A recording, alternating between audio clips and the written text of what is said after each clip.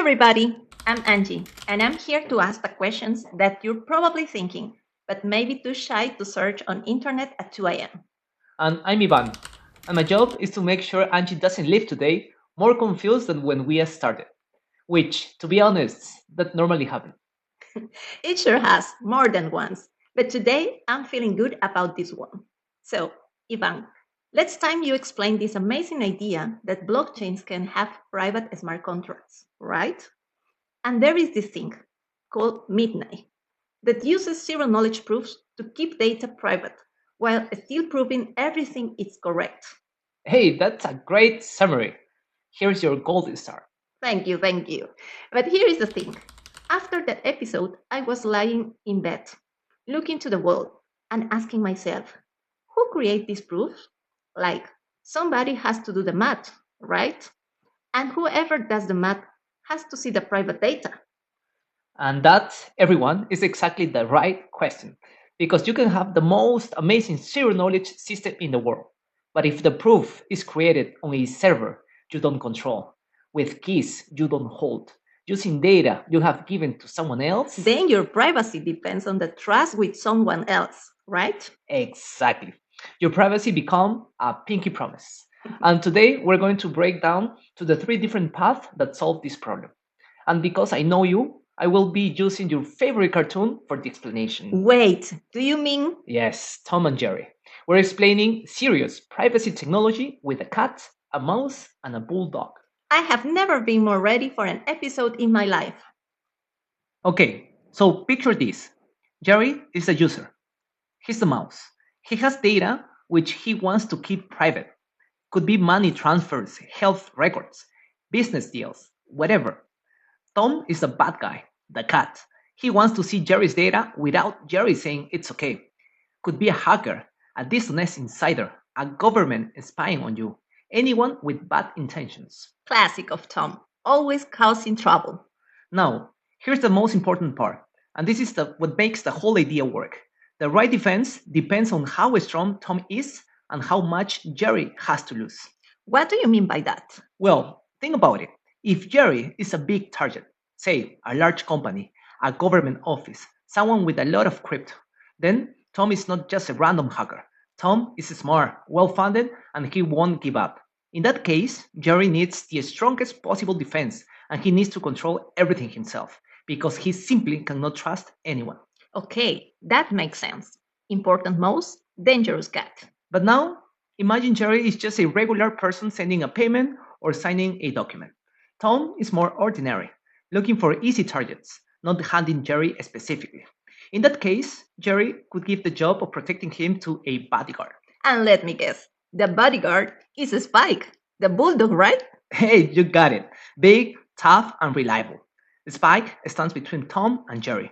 And for most daily dangers, that's more than enough. I love that. But wait, what if Spike decides to read Jerry's diary while he's supposed to be guarding him? And that is why there's a third path. But we will get there later. Let me walk you through all three, one at a time. Let's do it. Path A first. Okay, let's start with path A. This path is called full sovereignty. In this path, Jerry builds his own fortress. A mouse building a fortress. That's already cute. Cute and exhausting, because in this path, Jerry does everything himself. There are three main components within the privacy system, and Jerry controls all of them. First, the seed phrase. This is your secret key. Think of it as the master password to your entire digital life. In path A, you keep it yourself. Nobody else touch it. That's that. Not your keys, not your crypto. That's things people always say, right? Exactly. But the other side of that coin is real too. Your keys, your problem. Lose that seed phrase and there's no help desk to call.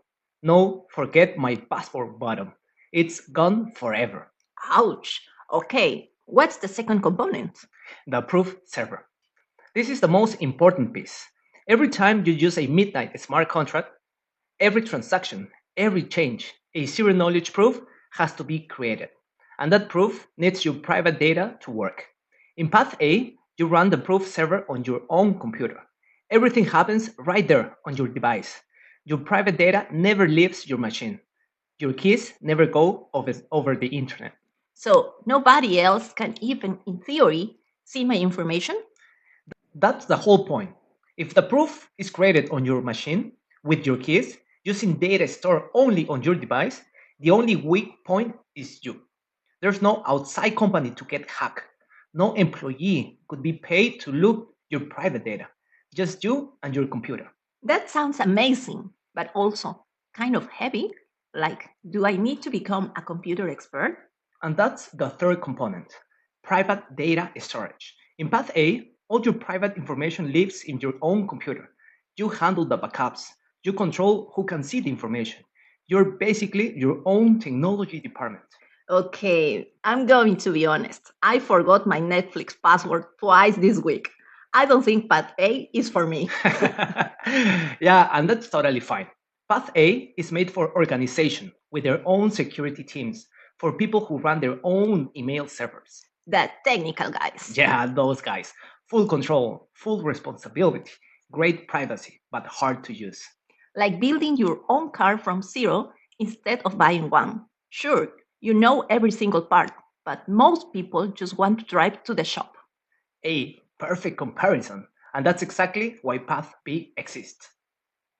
Now, let me explain you Path B. In this path, the custody is delegated. Imagine that Jerry hires a bodyguard. That's a spike, I guess. You are right. Big, reliable, and does the hard work. Jerry can relax on the couch while Spike watches the door. In real terms, you give the three components to a trusted service provider. Your seed phrase kept by a wallet company. You log in with a username and a password, just like any website. So it's like how I use my crypto exchange today. Exactly like that. And on top of that, instead of running the proof creation on your own machine, which needs computer power and takes time, a service provider do it for you. You click a button, the proof gets created on their side. The transaction goes through. No waiting, no setup, no technical knowledge needed. Okay, that sounds amazing. Where's the catch? The catch is trust. You are trusting Spike. Spike protects you from Tom, absolutely. But what if Spike get hacked? What if the company goes out of business? Or one day somebody at the company just decides to look at your data? A Spike opening Jerry's diary while Jerry's sleeping. That's actually a cartoon episode waiting to happen. It really is. And Midnight doesn't pretend this isn't real concern. Path B requires trust. That's the deal. But here's the thing. This is also the path that makes privacy possible for millions of people who would never try Path A.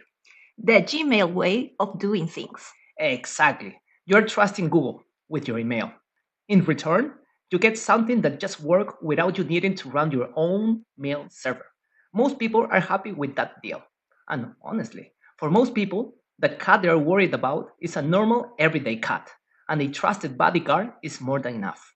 So, Path A is for the security experts, and Path B is for the rest of us? For most everyday situation, yes.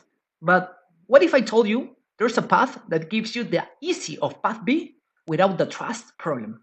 I would say that sounds too good to be true, but I've learned to stop saying that on this show. Now, let's go to the final path. Path C, which is called Smart Custody. And this is the one that I really like. Do you remember that Tom and Jerry episode where Jerry uses a special liquid and becomes completely invisible? Oh, yes, Tom goes crazy because he can hear Jerry, but he cannot see him or catch him.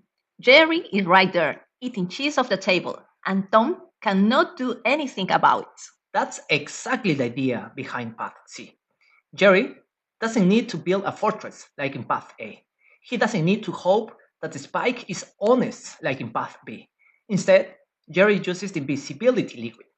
Tom simply cannot see him. It doesn't matter how smart Tom is or how hard he tries.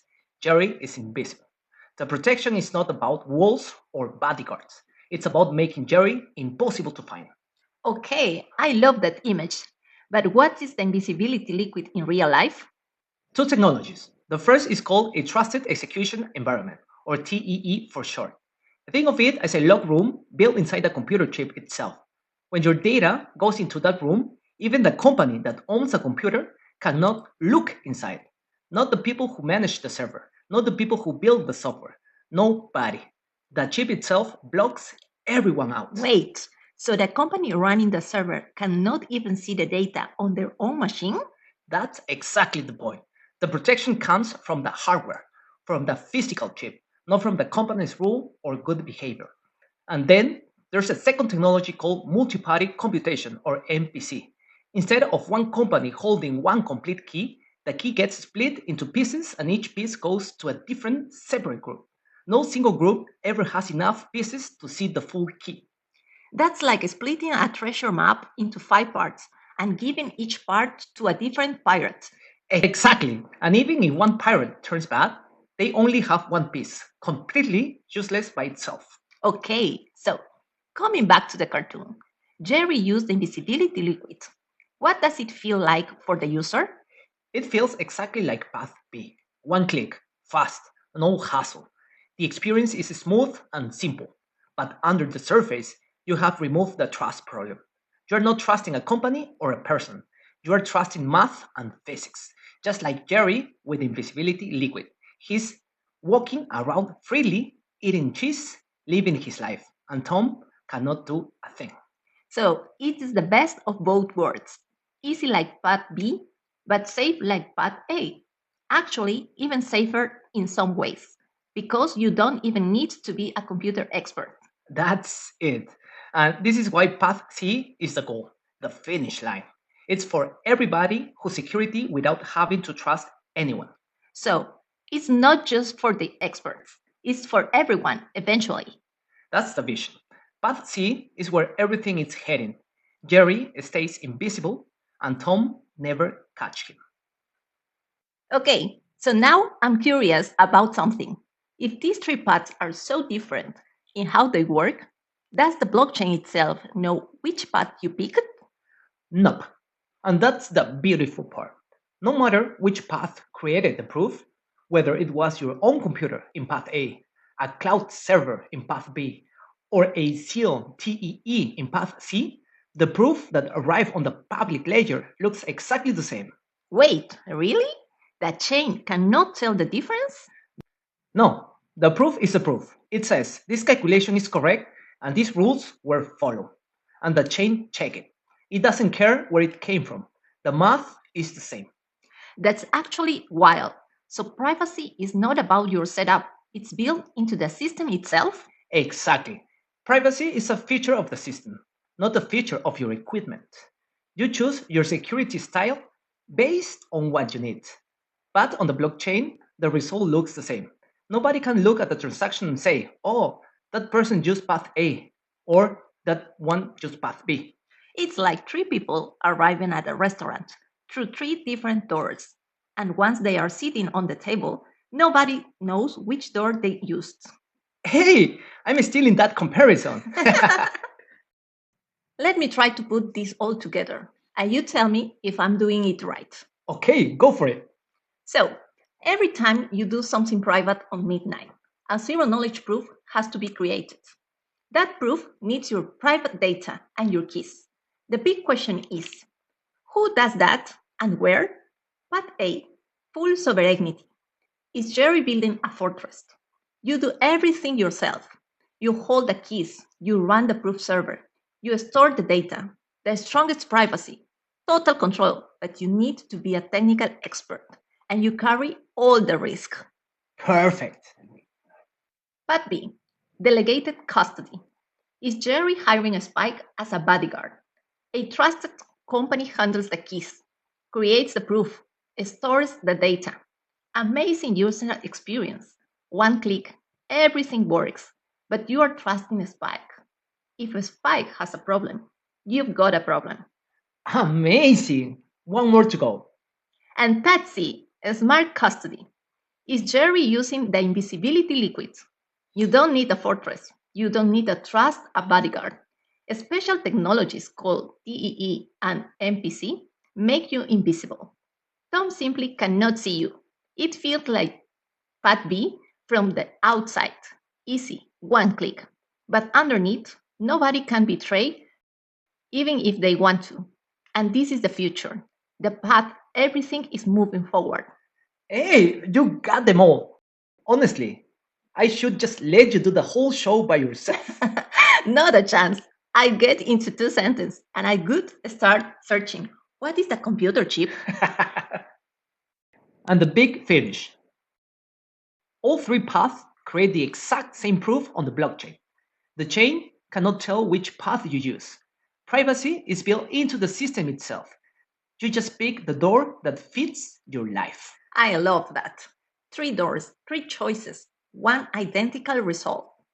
That's midnight. All right, folks. If you enjoyed this video, follow us, leave a comment, and share it with someone who thinks blockchains have no privacy. Because now you know there are 3 different ways to get it. Ivan, thanks as always for making this stuff make sense. Thanks for asking the right questions, Angie. See you next time. See you next time.